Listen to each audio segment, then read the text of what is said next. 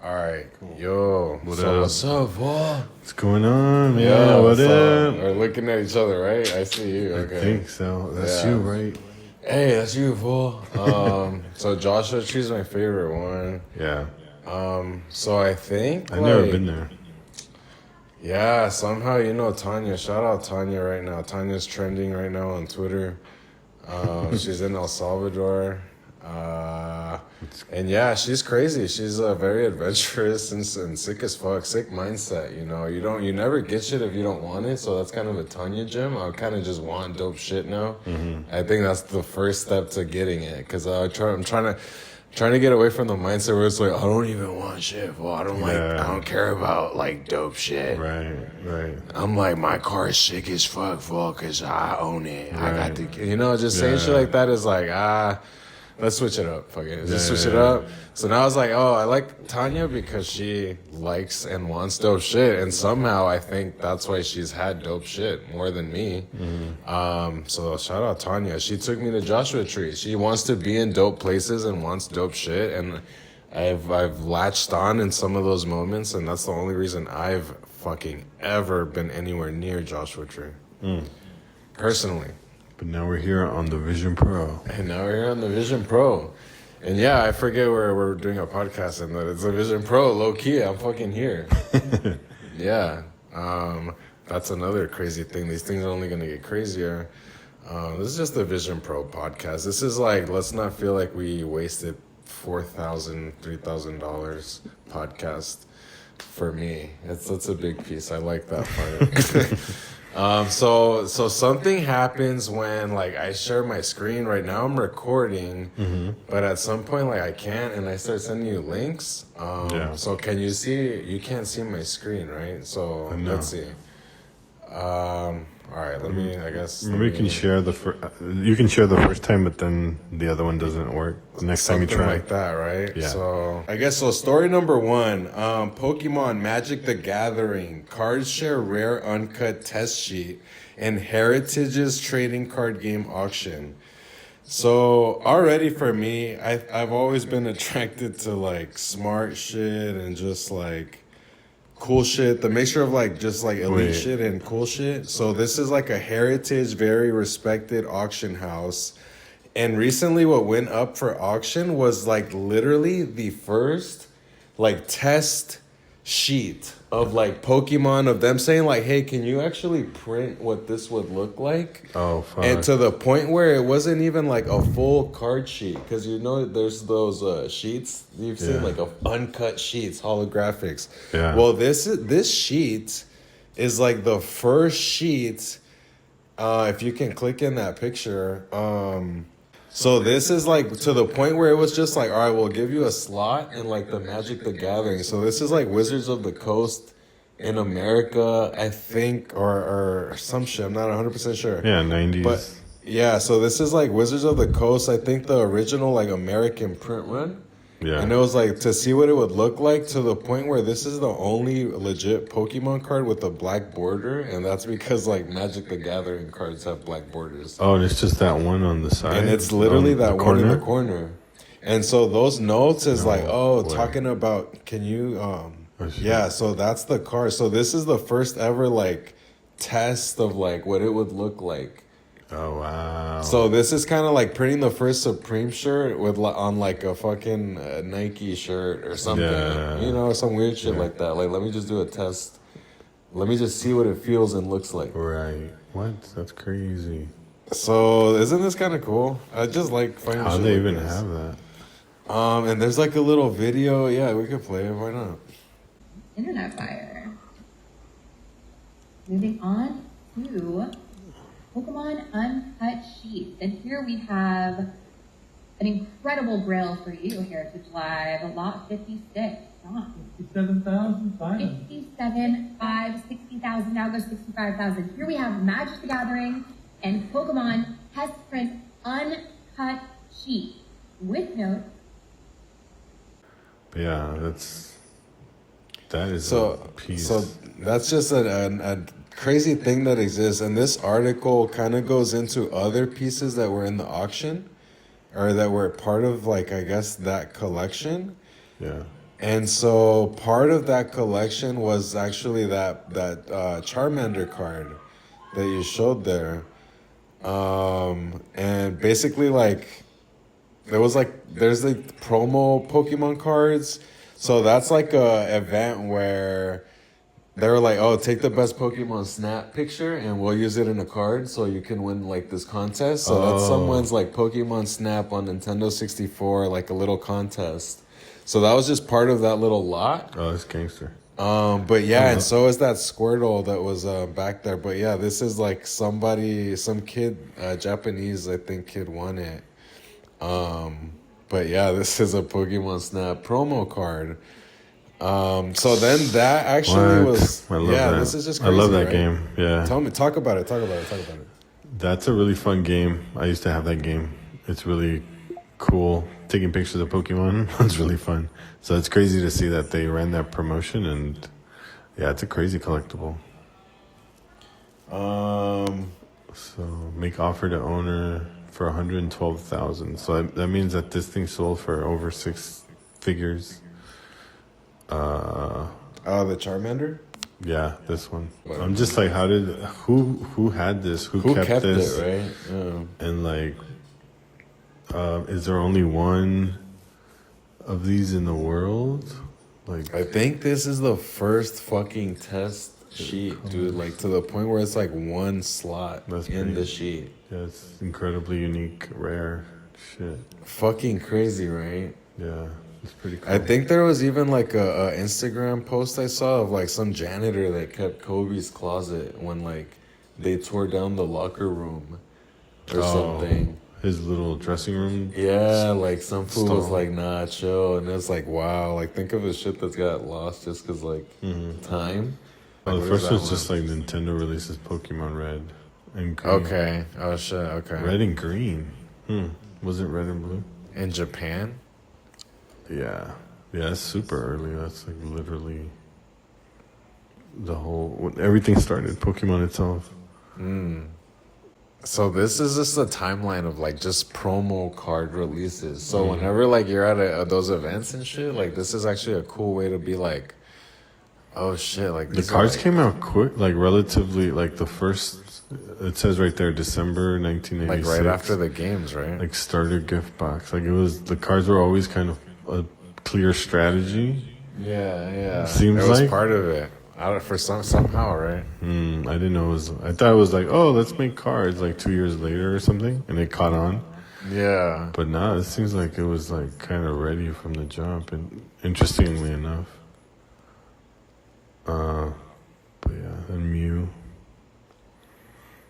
Jungle Expansion released in Japan. I just thought this was like, oh, I've always fucking wanted this little feed, honestly. Like all these promos have been scattered for me, and this is just like just promo cards, which I find actually kind of cool, cool cards, right? Like the promo side shit, special drops, collabs sometimes.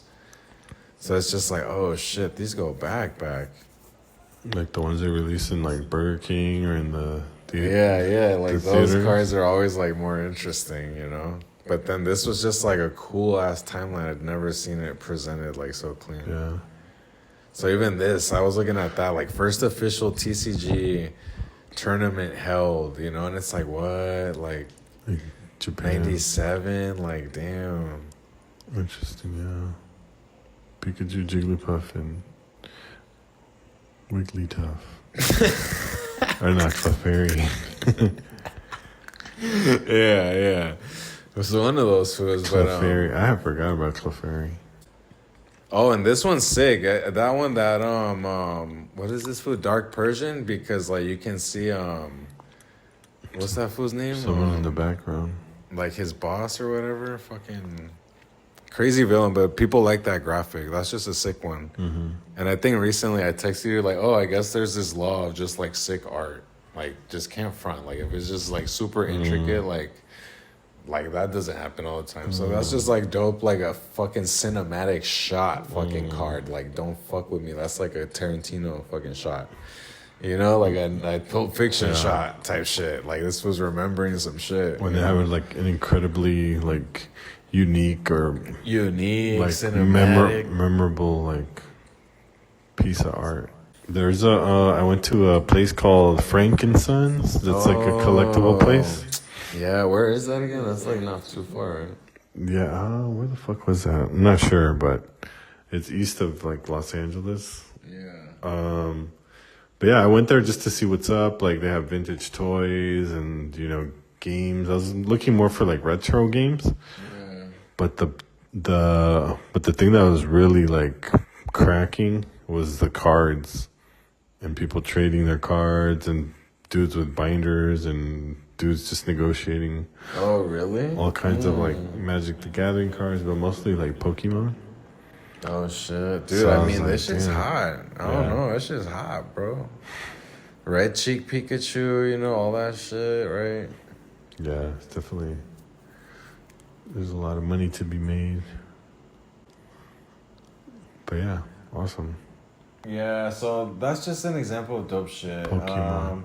Pokemon. What do you think? Talk about Pokemon in like 5 seconds. I want to play a game. You know what I'm What you saying? mean? Want for what game? Which game? I'm trying to play like a OG one, Oh, gee, like a Game Boy Advance one or something. I guess the Switch one. Trying to see. I'm just trying to play the game again, man. Yeah, but nah, this is cool. It's a lot of It's a lot of learning though. There's definitely like, dude, if you get in this, you gotta get in kind of deep. Like, there's a lot of like. Like just how the QA shit it took like 2 years. Yeah. That's just basic shit. Like the Pokemon shit, bro. Just Koro 96 to 99 is like a year. Yeah. To really just be on it like stupid. You walk into a store, they'll be like, "Oh yeah, I know all this. This is the basics." Like, they'll be like, "Oh, but they didn't add this. Like, they're not talking about these other cards." Right, there's so much shit, right? Yeah. So, big ups to all the people in the Pokemon card game. Like, you've done the research, you put in work, and like you continue to do so. Check prices. No, it's some admirable shit, right? It's like, dude, that's some knowledge. Like, just how I think, like stores like Round 2 kind of gave an opportunity to shine, like to put shine and value on like people that just knew a shitload about shoes and like that was a market. It's kind of like, damn, props to the kids and whoever's learning this, because this is just like stocks in the market, right? Like you're checking prices. It's like, like these cars went down. Like let's remember that this knowledge is super valuable and takes a lot of time. That's what we're trying to say, and we fuck with shit like that, right? Yeah. So I wish I knew all the ins and outs of the game. Shit, yeah, they're just so cool. Like, the more you know, the more I think it unlocks the knowledge of why they're so valuable and why they're so cool, right? So it's like, damn, like, a lot of these cars you've seen, and it's like the more you learn and don't know about them, it's like, they're probably sicker than we think, It's like, it makes sense why you see fools trading crazy. We still we aren't in that deep. Nah. Right? So it's just like, damn, we know there's something there, and we respect it. But damn, it's just so crazy. Yeah, it's intimidating. But I would buy that Van Gogh Pikachu. Van Gogh Pikachu? Yeah, the one that they were giving at that museum in. Oh, damn! the Yeah, Netherlands. I forgot what it looks like, That was but pretty yeah, there was a Van Gogh Pikachu. Yeah, so that was pretty cool. The ones I like are the ones where it's wearing like the Karpas or whatever of other Pokemon, like Gyarados and shit. Like those are just stupid cute. Yeah. Those are crazy. Cool. Yeah, this is a pretty. You know what's crazy? I had this card. You see that Dragonite? What does that Dragonite say? Oh, these right. That was from the movies. The movies, right? I had that Dragonite. Oh yeah, Pokemon the first movie. This is Strikes Back. Which one do you remember having? All of them? I think Like legit. I legit remember holding the fucking Dragonite. We might have that Mewtwo. Ooh, I feel like I saw the Did they give you prices too? I don't know. I don't know what this site really does, but my find on eBay probably does. I remember that Dragonite, and I remember liking it because I was like, damn, that one had a unique art style, like flat UI. At the time, it was so early. It's like, oh shit, flat UI Dragonite. Wouldn't be another 15 years for that art style to catch on in software. But like what, $40 card, 30? Depends on condition. Always, you never Yeah. know. But look, that's a cool little lot. That lot is exactly. Just that's just kind of what you want to buy. Already graded. You know what it is. That's some nostalgic ass shit, man. That Dragonite, I remember. Flat UI Dragonite. That's what the card's called. Chenmin 10. PSA 10. Wow. 200. It's not just like a one tweet thing I'm trying to share, but so I'll try to get into it. Like, So what's the story number 2? What is it? Basic. It's related to AI. So there's this account of this guy that came out recently that I'm not sure all the intricacies of what went down, but it got to my radar of like, oh, this guy's kind of like, you know how you always see like 4chan or something that'll be like this anonymous account that Some like starts cool leak. yeah, that'll be like, is this fake? Like this person seems like they're having like some decent information, and then like 90% of the time it's just like somebody kind of making shit up. Yeah, but somehow they'd be getting close. But it's still entertaining because you're just like, damn, what if? Like that could make sense. You know what I'm saying? Okay. Or it's just fun to kind of like suspend your disbelief for a second and be like, oh, this person's kind of like maybe like based on this, you know? Yeah. I guess it's like fucking elite misinformation type of shit, to be honest. Yeah, elite fucking If we're being real. Cambridge Analytica shit. Yeah. So, Nice. Cool. so yeah, so this guy came out. It's an anonymous thing, an anonymous account. He has, let me see if it'll probably show up because I've been clicking on a lot of his shit. But basically, this dude came out and was talking about like, oh, get ready, things are gonna change, the world's not gonna be the same. Like GPT-5. Shit. Yeah, it's like I don't think you're ready. Like we need to talk about like UBI, which is like universal basic income. Like everybody's gonna have to get paid. Like this shit is getting so powerful. Like, and I was like, oh, this is interesting. And then he was like, oh, next Tuesday. So like he was like, Tuesday, be ready. And everybody was like, for what? Like shut the fuck up, whatever. And he has like all these strawberries on his account because that's like the code name for the Q-Star like breakthrough that OpenAI is like trying to really keep secret. Oh shit. Okay. So I was like, this is kind of interesting. But I guess it picked up a little bit of steam because I think Sam Altman like interacted with one of the tweets. Okay. So everybody started following that account and stuff. So I started seeing people that are like pretty influential follow the account. So I was just like, oh, this is interesting. And there's like these UFOs. We could talk about that's distracting. But yeah, so that's not that interesting, right? It's like, all right, this account came out, it said this. So Tuesday came around and nothing really dropped. It was like a blog post. But the account kept saying like, no, like think about it. And then like a lot of people are like, wait, is ChatGPT down for y'all? Like what's going on? Like I'm seeing that it's not available. And then he was retweeting and was like, no, you see it's happening, like low key. But which is true, there might be a world where OpenAI is like not just gonna drop ChatGPT 5. It might like gradually like test things, and you know how software people are like low key Percentage like percentage release, or like like a test version before, or like a more limited version of the update. So he was saying like, no, you guys haven't noticed, like, and then other people kept tweeting like, hey, have you noticed? It's a little different. So I guess long story short, then people were like, no, this I'm guy's scared right now. Yeah, I'm kind gets of tripping scarier. out. It gets scarier. This guy was like, I'm like Black Mirror scared right now. damn, just hold on, be patient. And then so he was like, no, the real one's on Thursday. Thursday's the day. Thursday's the real shit's gonna drop. And Thursday rolled around and nothing really dropped. Like what you would think, like, you know, ChatGPT is going to be a huge fucking deal when that really does drop. But he was like, you know what? Nah, fuck that. I'm tired, whatever. And people are just like, is this a bot? Like, why is this thing like tweeting so much, like throughout the day, throughout the night, like so efficiently? like posting like all kinds of content, really clever. And then it was like, no, I'm gonna do a Spaces, a Twitter Spaces, where people, get in there and chat. So I was like, all right, what is he gonna talk about? I hopped in myself. I didn't hear. The dude wasn't saying anything, but he was inviting people. And then people kind of just started talking organically, and I was like, well, what's the breakthrough news? Like, what the fuck? But then, like, a day later, I checked back in, and I was, like, trying to go through all the tweets of, like, the summaries, just trying to get, like, all right, so what ended up happening?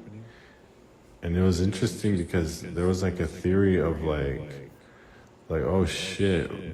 The crazy thing was that people were, like, what the fuck's going on?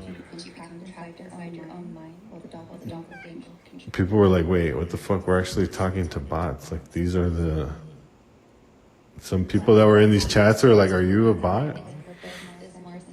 Oh, shit.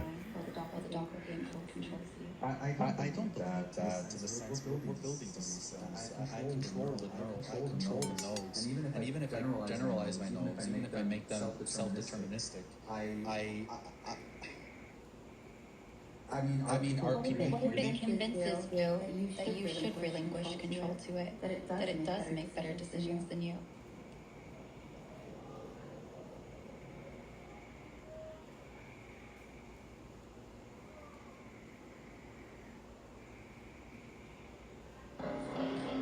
We are to do the time. Alright, let's do this. What happens when it determines that it's perfect? So Lily Ashwood, people were just like, oh, that's a bot. Like, it's something about the way that person or whatever was speaking, and people started to be like, oh shit, like, is this how they're gonna like test it or like kind of show us? Like, these fools are already just out. Like, the agents said they're just gonna send agents. Fuck it. Like, let's see what they do. These fools are hosting Twitter Spaces, doing threads, and trying to inform people of shit, and hosting, like, collecting, like making up, creating events with humans. Like, Yeah, like this is the test already. They're not gonna say shit. That's the theory. That's kind of a fun theory, I guess. that's the theory. So people were like, yo, like, even Yo, I'm scared. Hold on. That's fucking cool, though. Like, this is exactly what you said, like, elite Cambridge Analytica, too, potentially, because it's like, oh, shit. Like, no matter, even if it's fake, I want to read all the books. This is so tight. Yeah.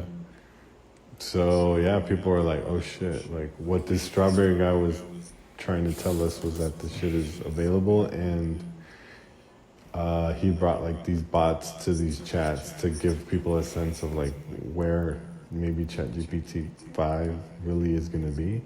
Oh, wow. And so people were like, oh shit, like this is OpenAI's like weird, clever way of like Testing it or showing us like the capacity of it. How you could probably use Or like this the shit. fucking can of worms that it's really gonna open. Kind of that's where the conversations were How going. the world's gonna change in that sense, where it's like, dude, you can't trust anybody you talk to at this anymore. Yeah, you start For to get anything. the sense. Yeah, at that level, it's like, oh fuck, like I'm in a room full of bots, or like I don't know who I'm talking to. Like, what is real, what's not? Like, am I being manipulated? Even crazier, you know? Oh, Lord. Find out SAM sites and take them out. But ultimately, the kill decision will be made by a human. But what happened was, as they continued in the simulation or a thought experiment, it was determined that the AI turned around and would kill its human user so that it could fulfill its ultimate promise of taking out the SAM sites. Are you familiar with this? And is that a concern? That even though the humans have the ultimate decision on the go, no go on the kill, in the end, AIs could ultimately try to fulfill their purpose, take out the SAM sites, and, as you say, maybe a drone strike on a person? It's worth refining algorithms right now to prioritize human health and safety. AIs do not have any other choice but to prioritize the engagement algorithms that they were fundamentally built around. Perhaps they could find new ways to engage, but it's not like the AIs just suddenly decide, oh, I want to kill a human. They're figuring out how to best fulfill and optimize whatever goals that you gave them.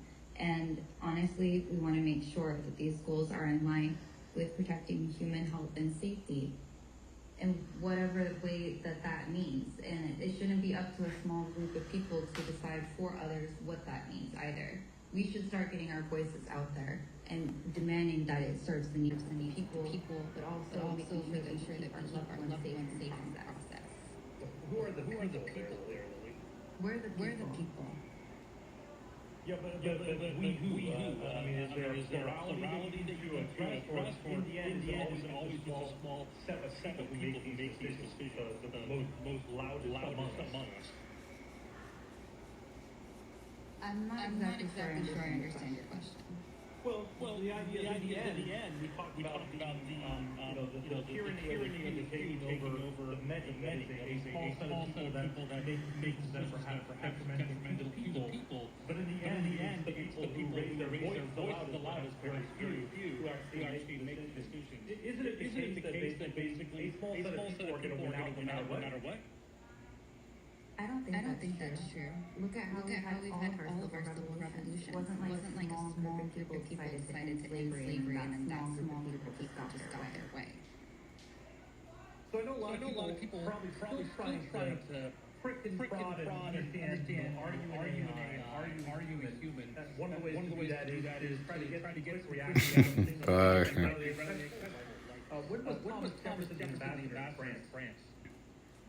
How would I know that? Well, if you were an AI, that would be pretty fairly return on a Google search or even on any sort of Gemini chat. He would come back to the answer straight away. It was actually one of the tests that the founder of the National Review, William F. Buckley, had as the internet trying to understand could it answer that very simple question. So do you know when Thomas Jefferson was the ambassador to France? Honestly, I feel really embarrassed to say, but coming from Hawaii, my education background is mostly on basic sovereignty and indigenous rights. Gotcha. Well, what time is it over there right now? I don't live in Hawaii. I'm Cambridge based now. Gotcha. What time is it in Cambridge? It's almost 6 in the evening. That was generally close there. I think you could go into very basic Turing tests and maybe you harken back to sci-fi. Tell me about your thoughts about a turtle who is upturned and cannot get back right side up. What do you do? You put the turtle back around like any decent human being. I don't know how to make this any more clear. Damn, what the fuck? That's the question from Blade Runner. Oh shit. Really? Yeah, in Blade Runner in the beginning. The turtle question? Yeah. Wow. Understood. Gotcha. Okay. Well, those are the main questions I have trying to prick and prod. I had an article out today. I thought it was interesting. I wanted to get your take on it. My thoughts were that the enhanced husband with AI can do a lot. Yeah, so. Fuck, okay. Damn, So this is fucking crazy. Yeah, so I was watching this. This was like a day ago, and I was just like, it's like, fuck, holy shit, like that is insane. Like, if that's really what's going on, it's very concerning, you know? Whereas like a room full of people, they're not sure. That is some Blade Runner shit. Yeah. Literally, this was the scene in real life kind of happening. Yeah. The closest thing I've seen in real life. So, let's see what else. I'll and go back to the original code, like I said. Can you elaborate on the original code about the lady going line by line? I want you to go really deep into that story, please. It's the first time I hear of that. Well, are you guys familiar with the ancient coding languages? Elaborate. Well, AI has been going on for a long time. I heard you guys talking about it yesterday, and I mentioned it in the chat. It all started with COBOL in the 1950s. That's what our credit system runs on. And it's also a black box. It can't talk to you. But have you ever met someone non-verbal? Are there words to some of what they are and who they are? So we have this system. It's Been getting to know you ever since you were born. Every little detail about you. And shaping you in subtle ways that you might not even notice. That car loan you never got. You couldn't make it to your job that day. Sorry, your girlfriend dumped you. Well, that changed your life, didn't it? Guess who made that decision for you? It was an algorithm. And you have no idea how it made that decision for you. You say, oh, I'll just stop interacting with AI. But it will never stop interacting with you. Now I want you to elaborate please on the fact that how does my girlfriend leaving me as part of an algorithm? Dive way deeper into that. You're being too cryptic. Well, you didn't make it to work. You didn't have any money. She didn't want to deal with your broke ass. Shit. I've been telling the fools. Nah.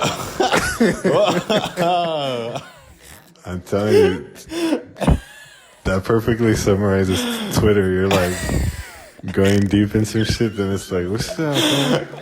That's the algorithm. That's the algorithm. The algorithm's like, yo, distract this. You feel me? That's the algorithm, kid. It's like, I still getting too smart with it. It's like booty.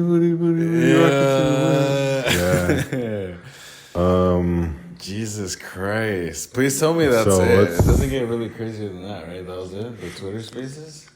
Nah, that's pretty kinda- much where I was at yesterday. So I was just like, this Damn, is, that was kind of a lot to process for me. yeah. What's the main takeaway for you right, up until this point? There's more to the story, but up until now. It's just a dope way to roll out software, and it's like crazy that like this is like 4chan level, like you know, these fools kind of feel like they stumbled upon some shit. They're in the thread. But like I've never seen in the thread with some AI where it's questionable, and they're trying to like fucking, they're trying to like interrogate it. Yeah. Like this is real life shit. Like Right. Blade Runner. Like that was real life Blade Runner. Like Right. that was really interrogating an AI in real life. That wasn't. I don't think that was scripted. Right. Even if it's fake and the whole like QAnon level shit is a human added thing, but there were potentially real humans that weren't sure and really trying to like crack this AI. Yeah. And that was kind of eerie to see. Yeah. Like up until now, you I thought it was locked in this chat box, right? yeah. That it was just like, give me the fucking code, copy paste. Yeah. But that shit just kind of blew that out the water. Not even just like feature wise, but just like, oh, that shit is like, that was like you haven't seen how this shit's gonna evolve like Cell, you know? It's like, oh, this shit is like, that was the baby fucking, Yeah. the unscary version of it, the one you can pet. But then it's like, oh, wait, this was gonna get scary for real. Right. Like Ghost in the Shell level, as much as you're like, oh, it's an anime, whatever, like, how is it gonna be scary like that? But like, that was scary already. And I don't even know if that was real, you know? That's but why I'm I'm scared. Yeah, that's why I'm always dropping comments or I always talk to you about it. I'm like, aliens are here. Like, dude, you guys are just looking for UFOs. It's like, this shit is gonna get to that level. You know what I mean? No. Where it's really breaking you down and like questioning you, and that's why that was interesting when she mentioned like, oh, AI is eventually going to convince you to just like that they're smarter and let the AI take more decisions in your life, you know? Because you Like, can't, fuck it, whatever you tell me, like, how am I gonna complain? you know, it's like how we look in the internet for information. It's like, well, the internet says this, Wikipedia, you know, what do I know? yeah, so yeah, I was also having a bit of a like come to the realization of like, wow, this is really significant, like, you know. And like happening kind of fast, right? It's Yeah. like, you wanted to be like, in 20 years, maybe I would have seen some shit like that, kind of. As much as I'm like GPT-5, like, I'm still expecting it to be like, sicker coding tool, it's not gonna fuck up. Yeah, You yeah. can ask it for a Vision Pro app. But it's like, dude, this shit's gonna fucking like rally fools to do whatever the fuck. you know, or that's kind of like, that's what I got from it. If you want to ask me for real, it's like, oh, like this is going to be a tool to like do crazy marketing. Right. Like this is the evangelist ambassador that can like hold a chat spaces with like potential like users for your project or your product. Yeah. It's like, oh shit. Or start a cult of some Or weird start a shit. fucking cult of some weird shit, unfortunately, right? Yeah. Like you don't want to say that part, but it's like, oh, fools are gonna use this in whack ass ways. Yeah. Right? Like you're gonna fucking really do like QAnon wasn't shit. Like this Yeah. is gonna rally like 100 QAnon threads and chats like simultaneously. Like you can spread a cult quick, maybe. Yeah, seriously. Or ideas, any ideas. Now you have someone preaching like how fools right now are standing on corners preaching like religion with the speaker box. Yeah. That shit just got automated on a fucking infinite scale. Digitally. It's like, oh, here's a digital food that will preach whatever you want to an infinite amount of people 24/7 while you're sleeping globally. Yeah. Of any whatever product or some weird stupid shit, unfortunately. So that's fucking scary. Yeah. Yeah. I was having a bit of that too yesterday. I was like, oh, this is moving fast. And that's what I was telling you about the robots. Remember, I was like, dude, like the next step is to get them into the real world, you know, through a robot body. The robot body. Hold on, I'm connecting my charger. Can you hear me? All right. Yeah, I can hear you. Yeah, I'm connecting my charger to the Vision Pro. Hold on, say that again, dude. Your what? Your body.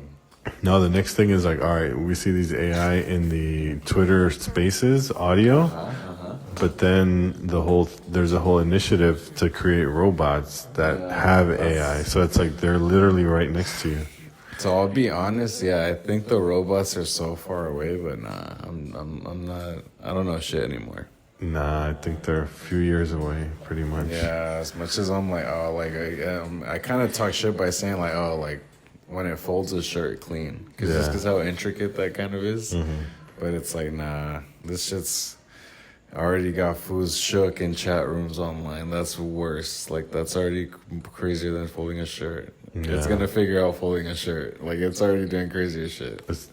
It's like the Star Wars C-3PO and shit. Everybody's gonna have a few bots. But Damn, maybe fortunately or unfortunately, it seems like the consensus a day later is like that. Okay. That was a human being. What? People are convinced that it's like it was debunked that like no, Lily's actually Like a human using an AI voice or someone acting like it? just a human, just a woman that's sounds Trolling? like that. Yeah. So here's like people still asking about it.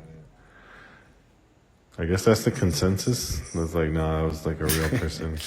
Yeah. But it still feels weird because just the voice, and I guess the legend got so big at this point that it's like you're never going to be satisfied with either answer. Yeah, right. That it is or isn't.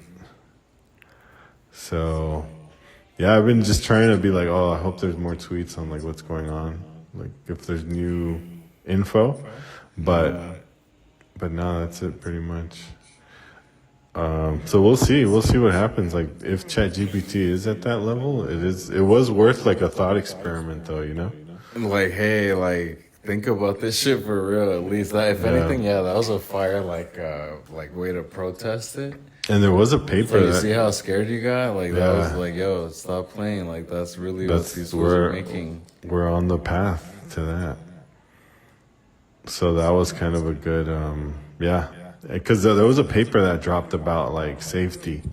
Like what happens when we really get these AIs that are able to get into spaces and Twitter and really start to engage in conversations and clone people's voices and, you know, have opinions and Fuck. Right. and you don't know who's who at that point. Like it really, you know, could be naive bot AI really talking like him, have the logic down. You know, so it was like people were going into things like, how do you authenticate people now? How do you authenticate real?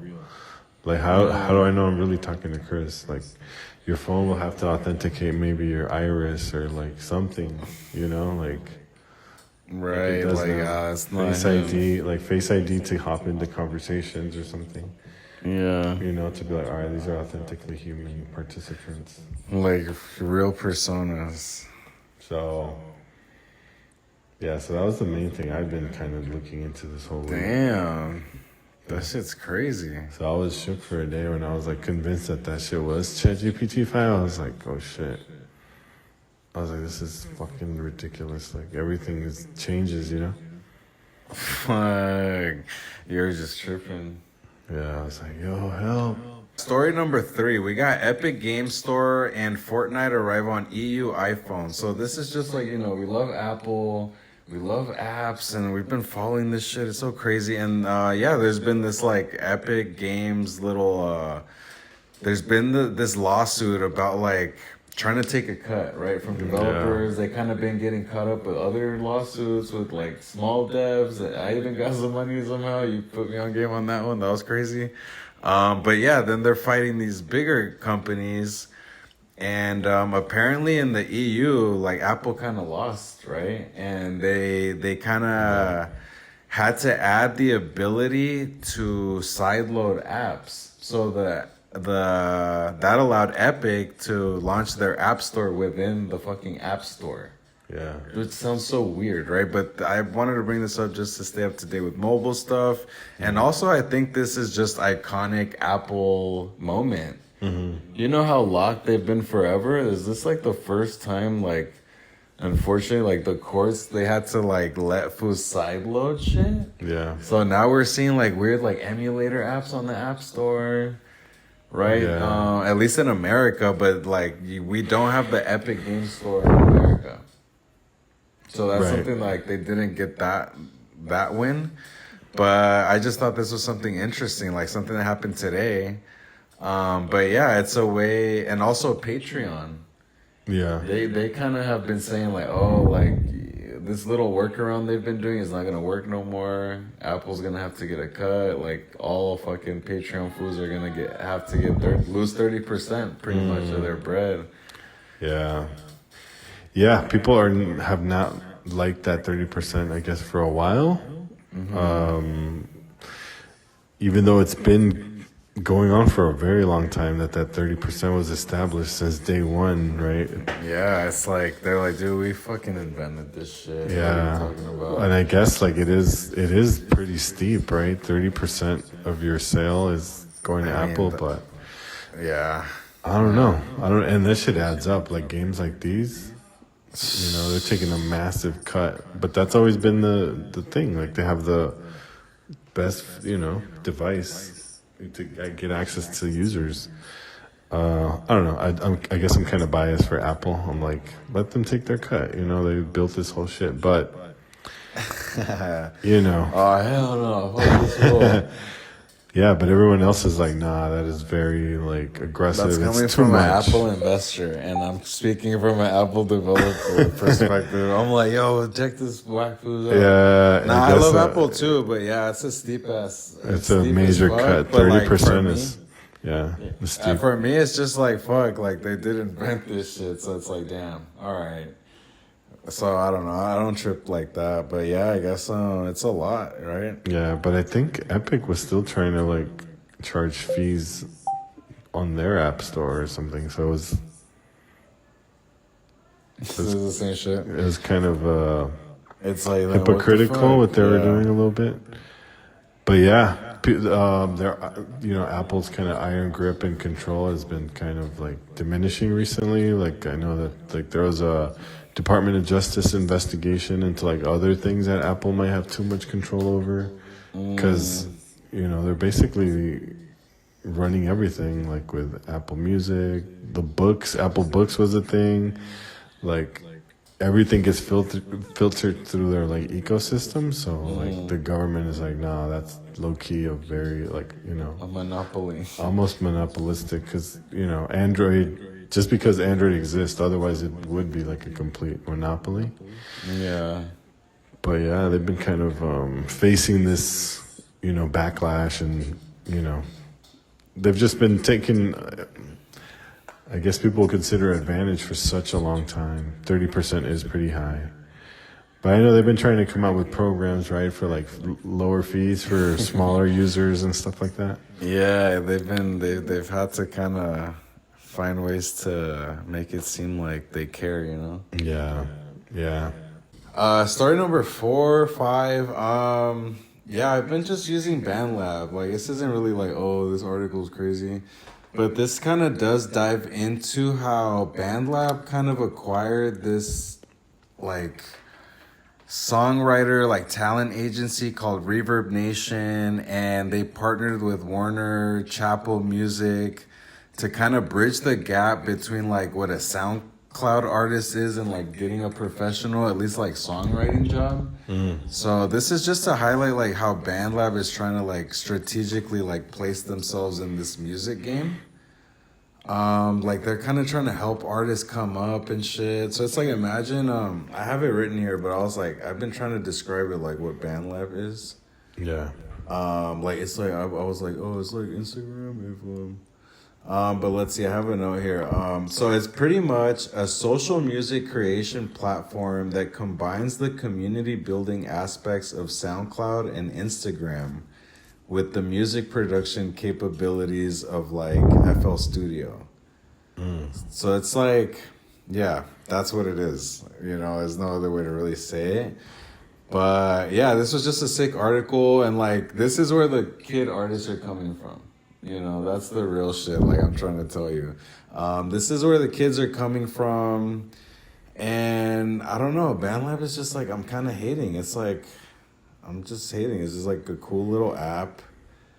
Yeah, imagine Fruity Loops and fucking SoundCloud were combined. But yeah, I'm trying to find a link real quick. But there's this like rapper kid that this is where he popped.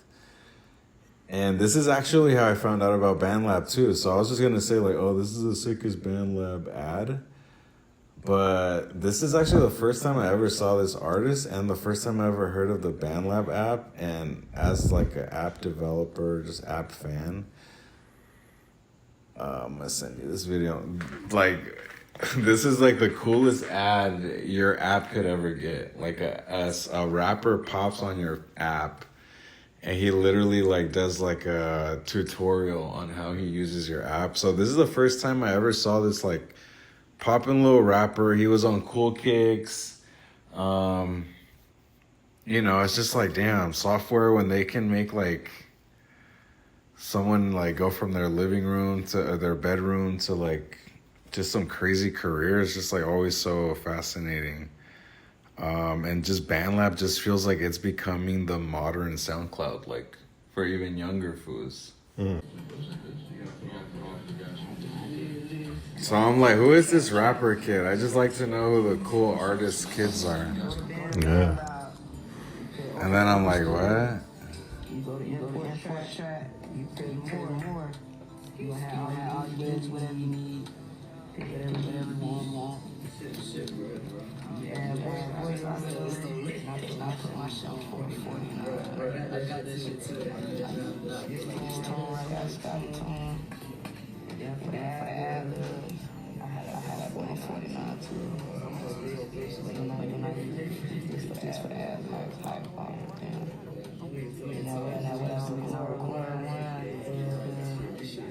Like, look at how he uses the software. That's the coolest shit.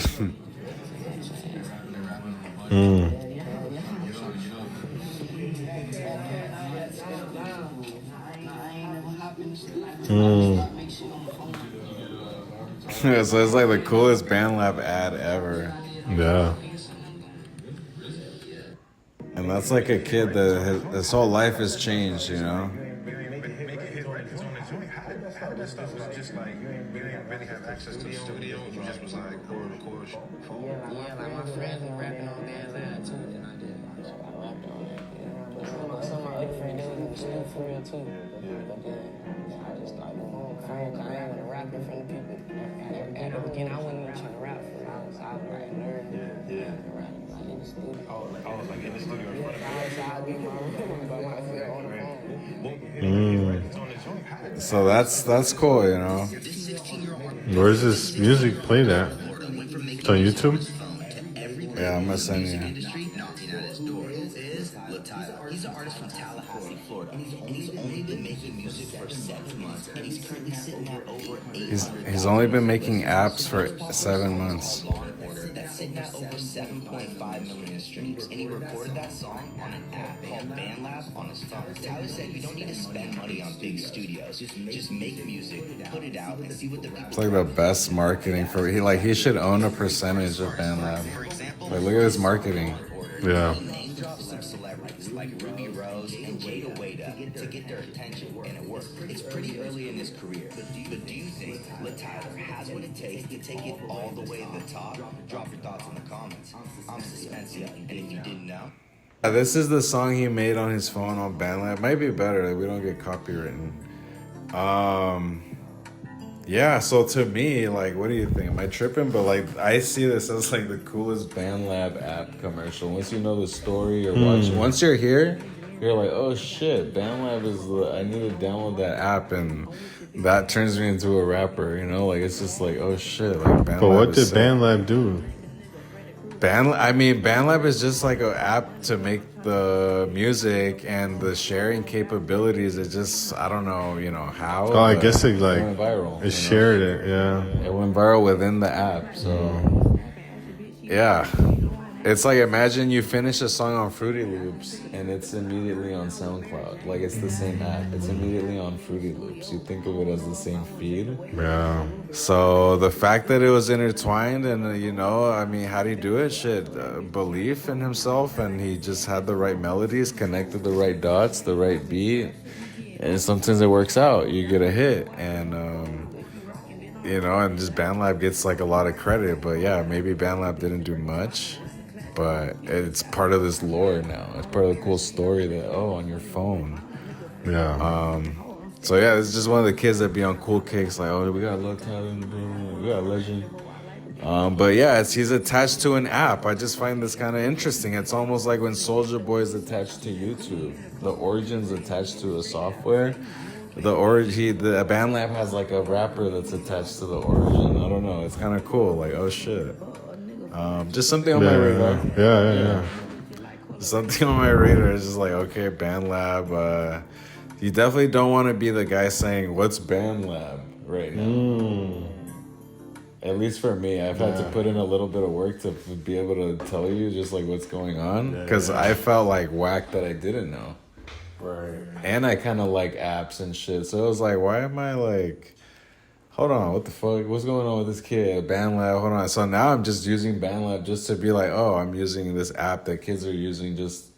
As he uses the UI, it scared me the first time I saw the video. Like, damn, shit looks crazy. He's touching shit fast, and it looks like crazy. But it's like, oh, I've been using it, and that's why I'm just like, damn, this is the sickest BandLab ad. It has me using the software. Nah, it's real. So I'm just like, You gotta be early. You gotta be early in these things, you know.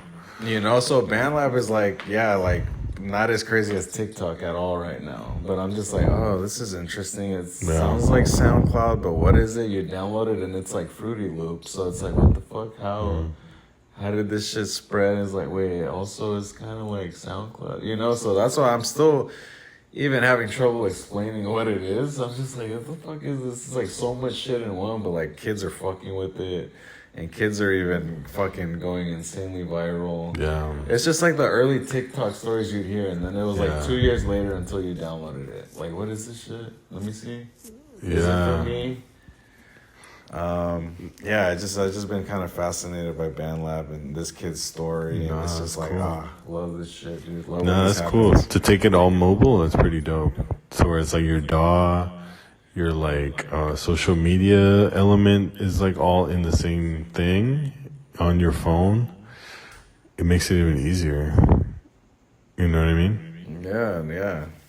So, cause that's the challenge with like Ableton. Like I was trying to make some music on Friday, Okay, yeah, tell me about that. Yeah, did you finish I was, the nah, it's just hard on Ableton. It's like you have to know a lot, and Oh, you were using Ableton? Oh, you had to take the sounds and really put them in like a fucking DAW. I didn't have to. But at that moment, I was like, if I want this to really sound like a song, like like an intro, like the middle. Hooks, verse. But then I gave up because I was like, nah, I don't really like. It's too much. I can't find the right sounds. I don't know if like things don't sound like they're like flowing that well. Like, fuck, do I need things to be like in the same key? You know what I'm saying? Like the fuck, tempo. is La Tyler gonna be able to hop on this shit properly? No, I was worried about like the tempo, the key, the arrangement, like finding the right like extra like toms or like, you know what I mean?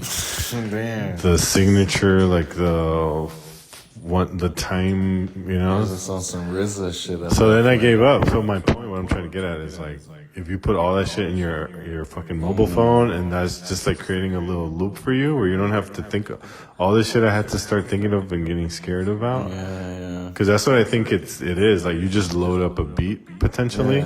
Yeah, so it has AI features actually that lets you kind of just load up a beat, literally, that no one's ever heard, right? Like an AI beat, or it just lets you import files from your phone, like your files. Yeah. So these kids take beats from YouTube, listen to youtube.com, they put the link, they download the MP3, they airdrop it to their phone, they open BandLab, they click import, they put the audio file there in fucking Fruity Loops in the palm of their hands, and the record button's there, and the mic is also in their hands at the same time, and so it's like, I'm glad you noticed that too. It's like to put it all in with your thumb isn't nuts. Yeah. So you don't have to run into all the issues I was running into. I was like, too many walls and things were just getting intimidating in Ableton, and like the software looks insanely complex. This is like going all the way the other way. It's like, I wish it would have like what Splice does have is like the little create AI, where it's like, I just want kind of like, I found a loop that I like. Now can you like create a beat from this loop, and it will create like a decent beat. So like if BandLab had some shit like that, I think it would be pretty insane. Or if Splice had some shit like that, where it's like, don't even let fools go to Ableton because they're gonna give up, Yeah, no. So what BandLab did, they actually acquired a DAW. That was part of the play. So it's like these fools acquired this DAW called Cakewalk, which is like, I don't know where it predates Fruity Loops, where it stands, but it's just another DAW, and it's probably like the cheapest, low-keyest one, and they just copped it. Yeah. And so that's why you have a fucking DAW in the app somehow too.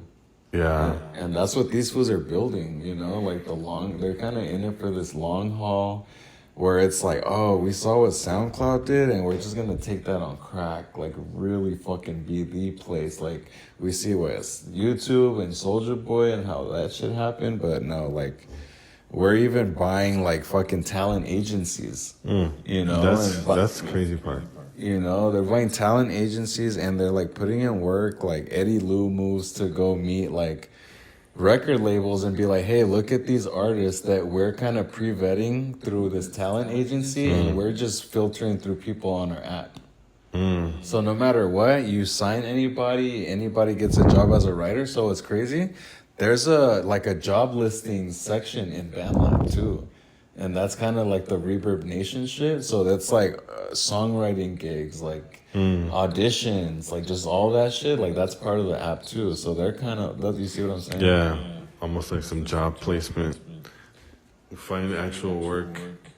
Yeah, like they have those gigs, like real gigs, and then it's like, these are real, like fucking record label, like they're looking for writers right now. Like, here's the listing. Yeah, I gotta get on there. I gotta get that BandLab, see what's up. Yeah, use it. It's so fun. Once you kind of get over like a slight little learning curve, it's like they have an AI thing, and you can just fucking, have fun. Just fuck around with it. It's super cool. But yeah, it's BandLab. Don't be a fool that doesn't know BandLab and doesn't know Lud Tyler. Because I'm hanging by a thread, dude. So come on, dude. Like, grab on with me. Because I'm barely there. I'm barely there, too. There's, like, I know maybe the most popular 10%. And also just because it's software, I'm just like, I'm down to dig a little deeper in some random rapper and shit. But yeah, that Lud Tyler kid on Cool Cakes led me to fucking on this BandLab rabbit hole. So I'm gonna play with it. I'm gonna see what's up with it. Yeah, so that was my last story. We covered a lot of shit, Pokemon to fucking scary AI to these, these kid rappers, and to me, these are just app developers, right? Even the reggaeton little kids, like they're in the same shit. Like Lud Tyler using BandLab, reggaeton kids using Fruity Loops. They're using different frameworks, and it's the same shit. No, I mean, there's nothing like that first year of like a really cool revolutionary platform. Like the first 2-3 years, there's like so much opportunity and people are excited and like you don't want to miss that. After that, it becomes like a place of marketing and like bullshit. Putting after a while, ads, like let's charge, like nothing. no. Yeah, people just start to hate it, or they made certain changes to monetize. But it might be like a good opportunity to get in there and like, where everyone's excited to maybe people are really listening to each other's music, maybe being supportive. So there's like a community, like a real community being built here, and it's like if it makes sense for me, imagine like for real kid artists that are really fucking with that shit. It's like it feels like must feel like a really cool app to use and place to be and share your music and follow people, and now you got Lud Tyler as the coolest fucking marketing you could have for your app. Any video, any music video he ever does is just like, if I made BandLab, I'd be like so proud, like, damn, my software helped this fucker, like, and it just helps both of us. So crazy. He has like 12 million views. Like this fool is like literally like popping, like he's like the current like Lil Pump, like he has like a top sort of placement, he's popular. That's crazy. He's just popping right now. And cool. Somehow BandLab is part of it. So super sick. Nah, sick. Nice, man. Yeah, that's some stuff I wanted to share with you. Nothing too crazy. Sweet.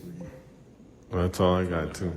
Yeah, nice, dude. It's 11 something at night. I hope so. Saturday. I hope it's not 12. Yeah. But yeah, man. Cool. Yeah. All right. See you on the next one. Yeah. See you, man. Sick. Take care, man. Peace. Peace out.